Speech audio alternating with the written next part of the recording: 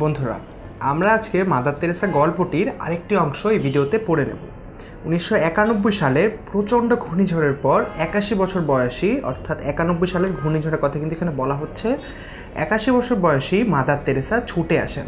অর্থাৎ 1991 সালে কিন্তু আমাদের এই দেশে প্রচণ্ড ঘূর্ণিঝড় হয়েছিল এবং তখন কিন্তু 81 বছর বয়সী বৃদ্ধা মাদার তেরেসা কিন্তু এদেশে ছুটে আসেন। তিনি চেয়েছিলেন নিজ হাতে দুর্গত মানুষের ত্রাণের কাজ করবেন, অর্থাৎ তিনি কিন্তু নিজ হাতে দুর্গত মানুষের ত্রাণের কাজ করার জন্য এদেশে ছুটে এসেছিলেন। ভালোবাসা দিয়ে মানুষের জীবনকে শান্তিময় করতে কাজ করে গেছেন মাদার তেরেসা। অর্থাৎ ভালোবাসা দিয়ে যেন, অর্থাৎ তার ভালোবাসাগুলো দিয়ে তিনি যেন মানুষের জীবনকে ভরিয়ে তুলতে পারেন, মানুষের জীবনকে শান্তিতে পরিপূর্ণ করে তুলতে পারেন, তার জন্য কিন্তু মাদার তেরেসা সারা জীবন কাজ করে গেছেন।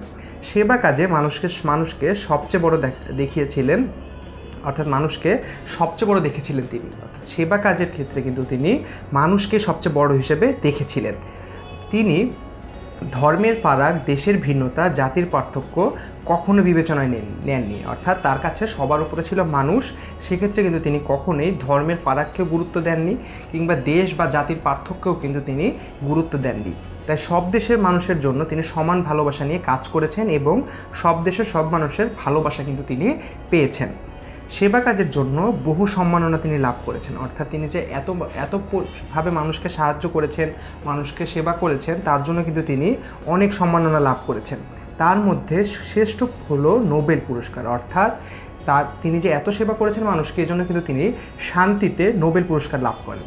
সে পুরস্কার শান্তির কাজের জন্য, অর্থাৎ মানুষের শান্তির জন্য যে মানুষটি সারা জীবন কাজ করেছেন, তিনি কিন্তু শান্তিতেই নোবেল পুরস্কার লাভ করেছেন।